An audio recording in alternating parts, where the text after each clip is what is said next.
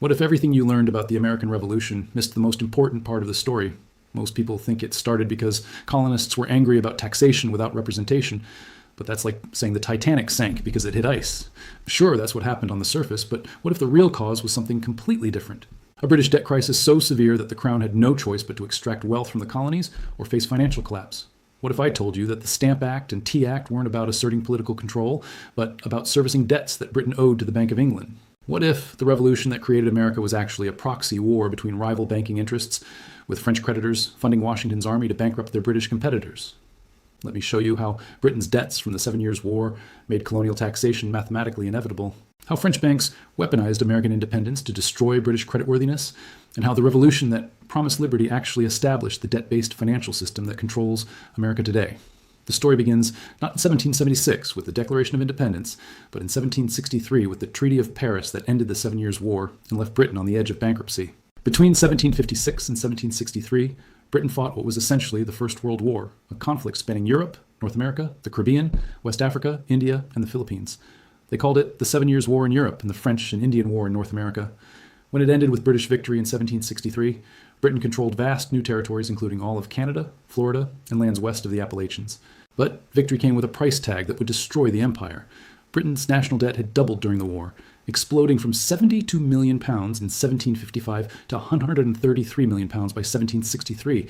That's equivalent to roughly $30 billion in today's money, an astronomical sum for an 18th century economy. But the raw number doesn't capture how dangerous this debt had become. The annual interest payments alone consumed 60% of Britain's entire government revenue. Think about that. More than half of every pound collected in taxes went just to pay interest on borrowed money, not to actually run the government, maintain the military, or provide any services. Britain was in a debt trap where tax revenues couldn't even cover the interest payments on existing loans, let alone pay down the principal or fund new government operations.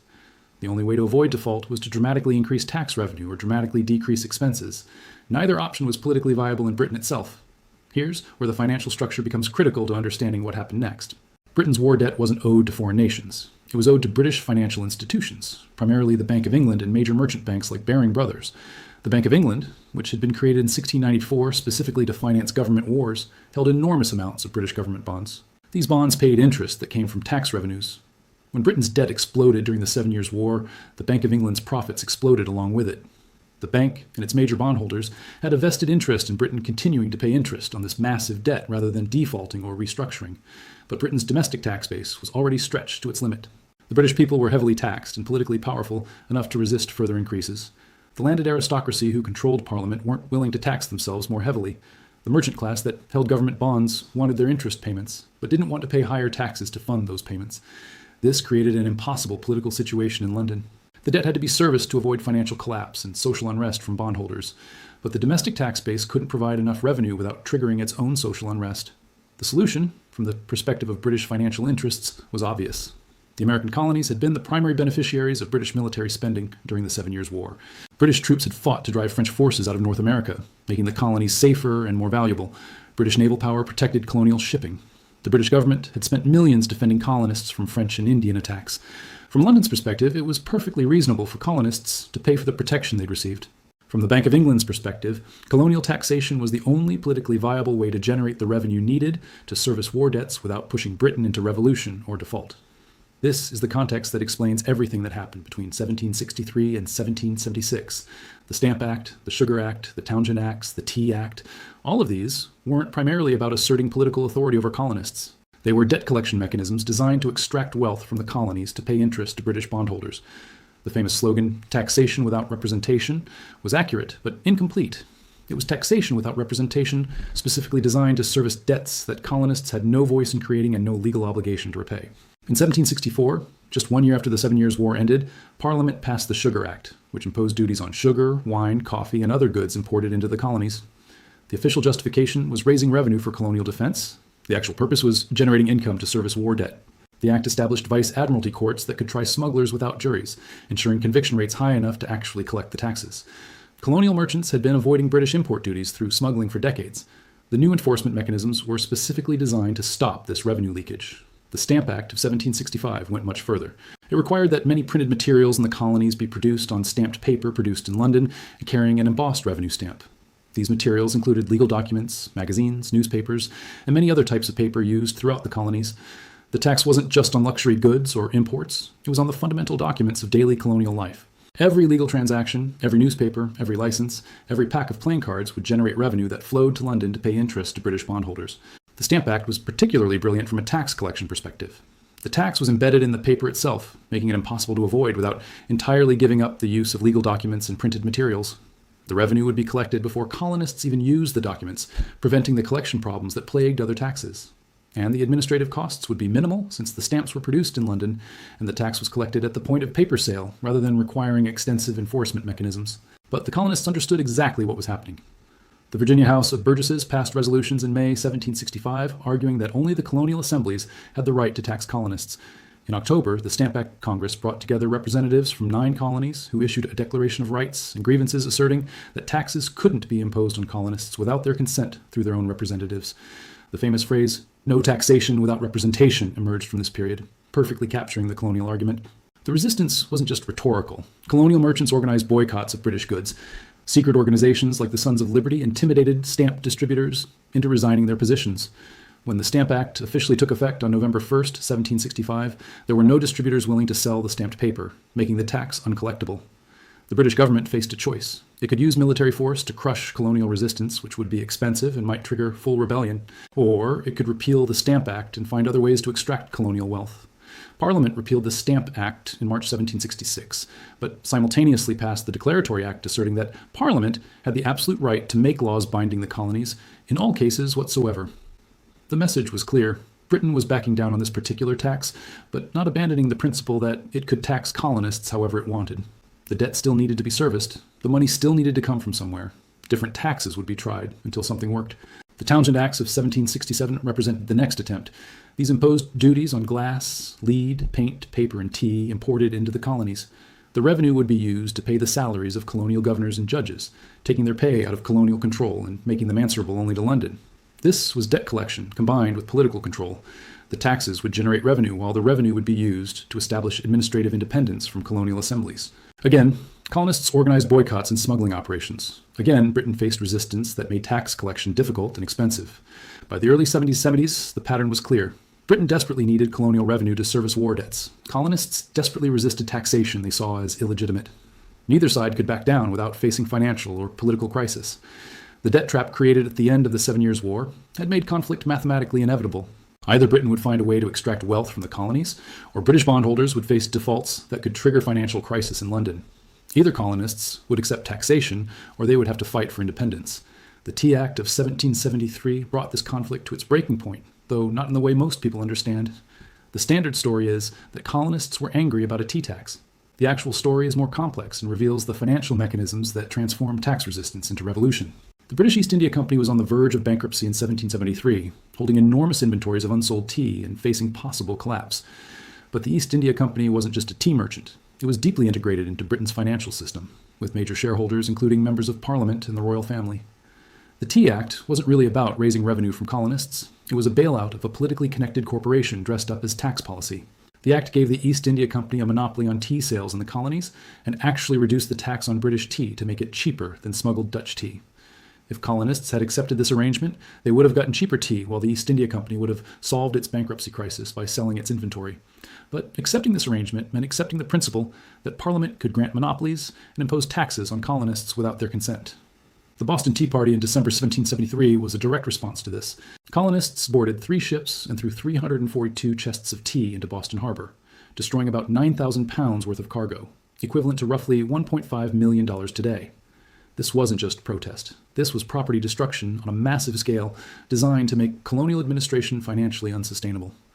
If colonists would destroy valuable cargo rather than accept parliamentary taxation, the cost of enforcing British authority would exceed any revenue that authority could generate. Britain's response was the coercive acts called the Intolerable Acts in the colonies, which closed Boston Harbor until the tea was paid for, restricted Massachusetts' government, and allowed royal officials accused of crimes to be tried in Britain rather than locally. These measures were designed to isolate Massachusetts and demonstrate that resistance had consequences, but they had the opposite effect. The other colonies saw Massachusetts being punished and understood that the same could happen to them. The First Continental Congress met in September 1774, bringing together representatives from 12 colonies to coordinate resistance. Here's where the international financial dimension becomes crucial. While Britain was trying to force colonial submission, France was watching with great interest. France had been Britain's primary rival for centuries and had just lost the 7 Years' War. The French government owed massive debts from that war to French financial institutions. France's defeat had been humiliating, and French creditors were angry that British victory had diminished French ability to compete economically and generate tax revenue to service their debts. French banks and bondholders had a direct financial interest in seeing Britain weakened, its empire disrupted, and its colonial revenues cut off. As early as 1775, even before the Declaration of Independence, the French government was secretly funneling money to American rebels through a fake trading company called Rodrigue, Hortalez et Compagnie. This company was established by French playwright and arms dealer Pierre Beaumarchais, working directly with the French foreign minister, Comte de Vergennes. The company shipped weapons, ammunition, and supplies to American forces, while officially maintaining that these were commercial transactions, unconnected to the French government. In reality, the French treasury was funding these shipments as part of a strategic effort to bleed British resources and undermine British creditworthiness. Think about the financial logic from France's perspective. Every franc spent arming American rebels was a franc that Britain had to spend suppressing the rebellion. French military spending that appeared to be going to quell their own debt crisis was actually being weaponized against British financial stability. If American rebels could create an extended conflict, Britain would have to borrow even more money to fight it, driving British debt levels even higher and making Britain's already precarious financial position potentially unsustainable. French bondholders, angry about France's defeat and reduced revenues, saw American independence as a tool for damaging British finances and recovering France's competitive position. When the Declaration of Independence was signed in July 1786, American rebels faced an obvious problem. They were declaring independence from the most powerful military force in the world without having an army, a navy, or a sustainable source of funding. The Continental Congress could print continental currency, which it did in massive amounts, but paper money without gold backing quickly became worthless. By 1781, continental currency had depreciated so much that the phrase, "not worth a continental," entered American vocabulary as a synonym for worthlessness. If the revolution was going to succeed, it needed hard currency, weapons, and international recognition. It needed loans from European banks. France officially recognized American independence in February 1778 and signed the Treaty of Alliance, which committed France to military support if war broke out between France and Britain. This wasn't altruism. This was a calculated financial and strategic decision by French elites who saw American independence as the best way to damage British power. When France entered the war, it wasn't just providing diplomatic recognition. It was providing loans that would finance American military operations. Between 1778 and 1783, France loaned the American rebels approximately 12 million livres, equivalent to roughly $2 billion today. But France wasn't alone in financing American independence. Spain and the Netherlands also provided substantial loans, each for their own strategic reasons. Spain saw an opportunity to recover territory lost to Britain in previous wars. The Netherlands, a major commercial and financial power, saw an opportunity to undermine Britain's commercial dominance. American independence was being financed by a consortium of European creditors who had their own agendas that had nothing to do with American liberty and everything to do with European power politics and financial competition. The structure of these loans reveals how international finance was already shaping the revolution's outcome. The loans were negotiated primarily by Benjamin Franklin, who served as American ambassador to France. Franklin was dealing with French finance minister Jacques Necker and various French banking houses. The terms included interest payments and repayment schedules that would burden American finances for decades.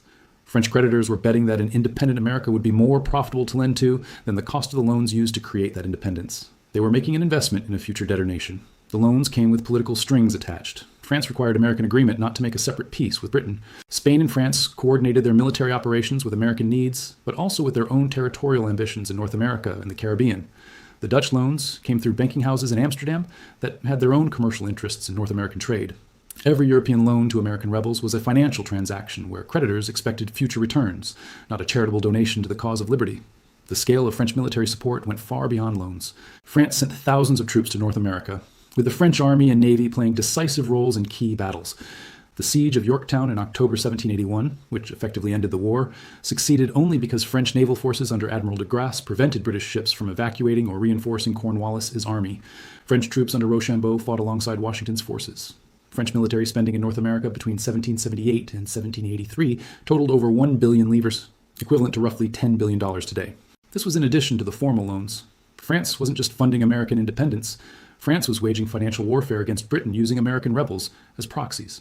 Every livre France spent in North America was a livre that Britain had to spend to counter it. Every month the war continued was another month of British borrowing to fund military operations.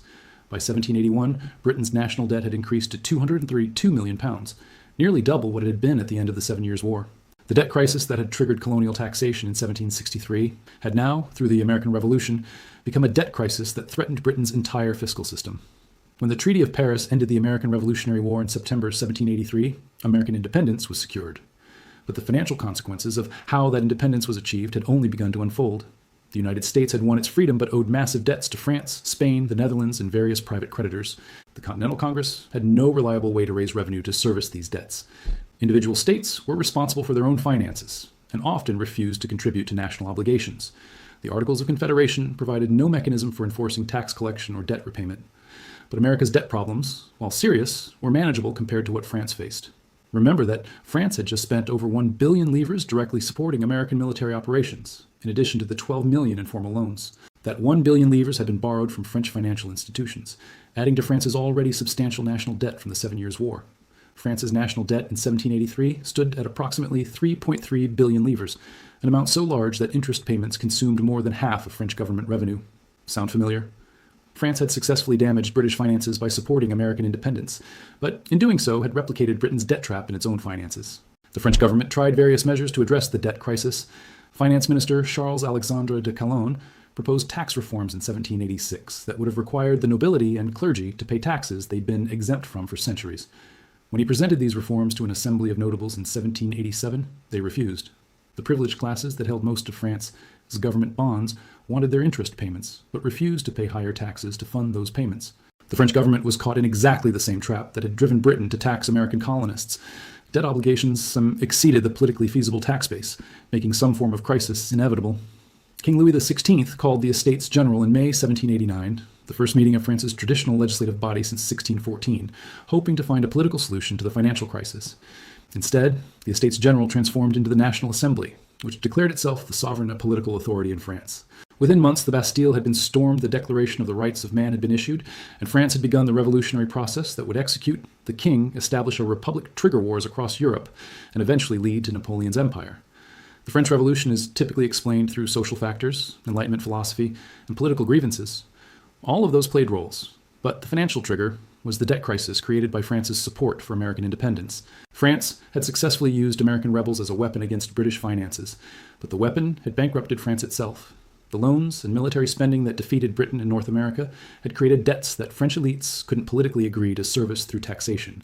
The result was revolution. Just as Britain's debt crisis from the 7 Years' War had triggered American Revolution, France's debt crisis from supporting that American Revolution triggered the French Revolution. This pattern reveals something crucial about how international finance and revolution were already interconnected by the late 18th century.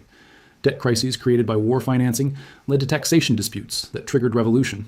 Revolutions created opportunities for rival creditor nations to weaken competitors by funding rebels, which created new debt crises that led to new revolutions.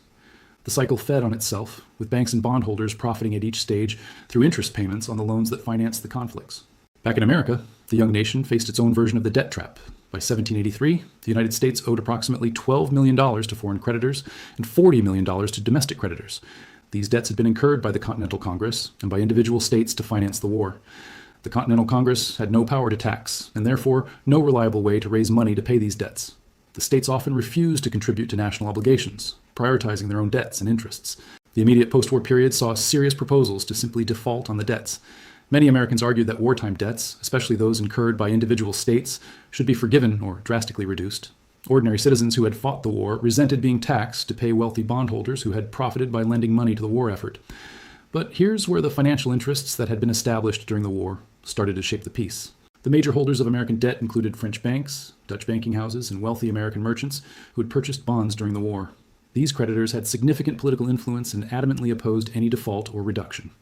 Alexander Hamilton, who became the first Secretary of the Treasury, was closely connected to New York banking interests and believed that establishing American creditworthiness was essential for the young nation's survival. Hamilton's plan was to have the federal government assume all state debts, consolidate them with federal debts, and issue new federal bonds that would pay interest to bondholders. The Constitution, which replaced the Articles of Confederation in 1789, was partly designed to solve this debt problem.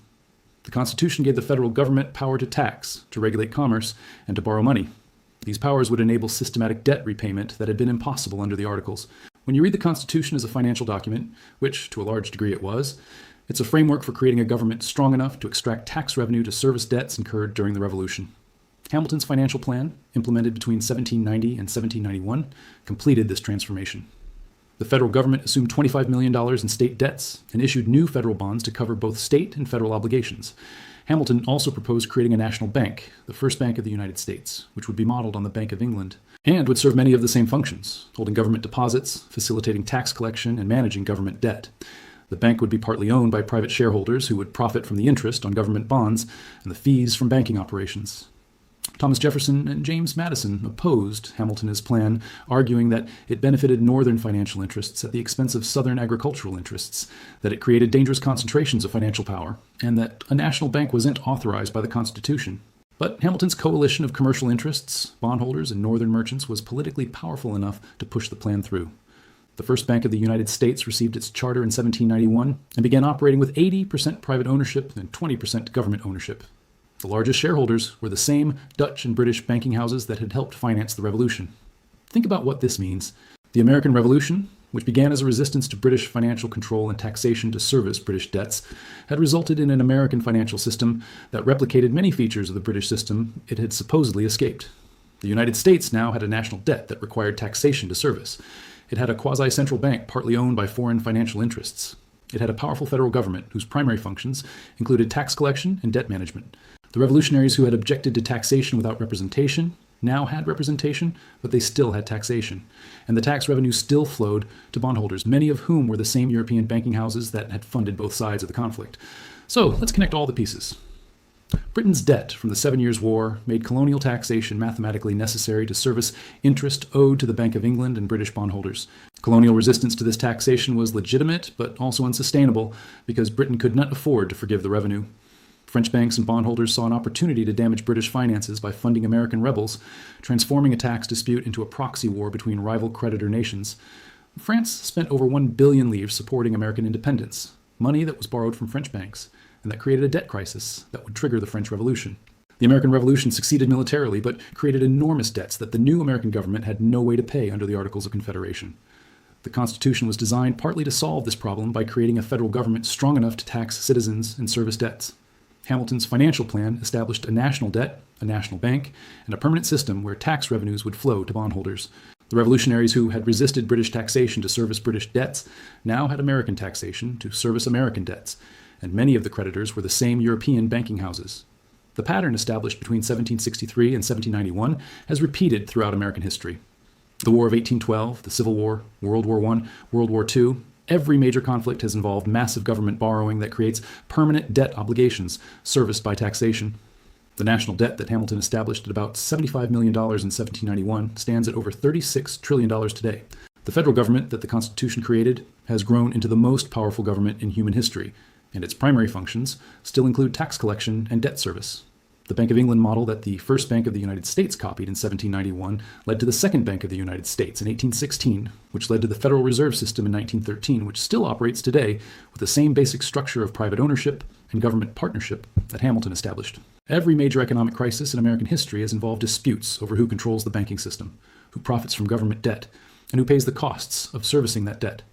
When you understand that the American Revolution wasn't primarily about liberty or democracy, but about competing financial interests, using ideological conflict to advance their economic agendas, modern history starts to make more sense. Why did France immediately descend into its own even more violent revolution after successfully supporting American independence?